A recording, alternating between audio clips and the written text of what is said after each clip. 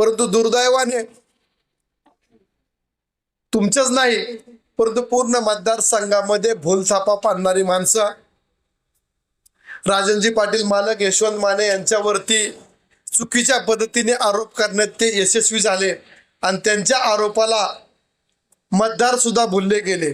मी तुम्हाला आज एक गोष्ट सांगणार आहे। आज बोलण्याचा उद्देश एकच आहे माझा। 12 महिने पूर्ण झाल्यानंतर एक गोष्ट आपल्याला बोलतो।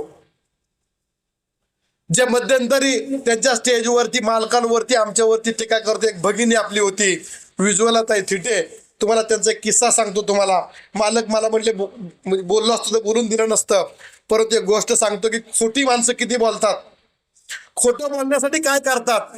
म्हणजे जी टीम जी होती ना कशा पद्धतीने खोटी बोलत होती त्याचे तुम्हाला एक जिवंत उदाहरण सांगतो तुम्हाला। 25 ऑक्टोबर 2024 रोजी माझ्या पुतण्याचं एक पुण्यामध्ये एक ऑफिस आहे कन्स्ट्रक्शन कंपनीचं। त्या कंपनीमध्ये संबंधित महिला उज्ज्वला थिटे आणि त्यांचा मुलगा मला भेटायला आले। त्या दिवशी तुम्हाला गेल्यानंतर ताई काय काम आहे तर या म्हटलं। ते म्हणले मला तुम्हाला भेटायचंय। मी म्हटलं ताई उद्या मी पुण्यात येणार आहे त्यावेळेस भेटो, माझ्या पुतण्याचं एक ऑफिस आहे त्या ठिकाणी या। त्यांना ॲड्रेस पाठवला।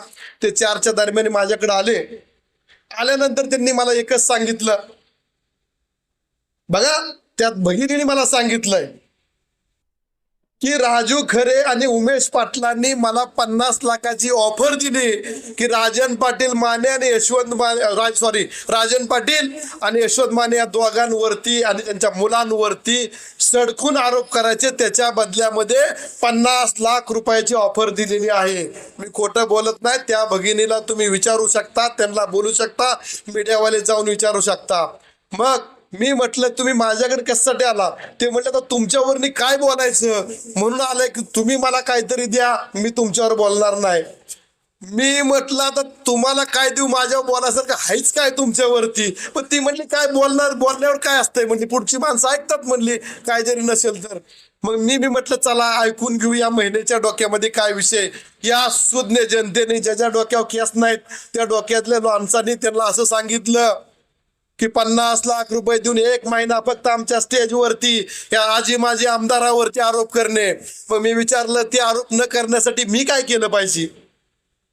त्या भगिनीने सांगितलं माझ्या मुलासाठी एक नवीन करकरीत इनिवा गाडी द्या आणि ती इनिवा गाडी पुढे चालवण्यासाठी अकाउंटवरती 10 लाख रुपये मला पाठवा। बघा खोटं सांगत नाही, मीडिया समोर चालू आहे।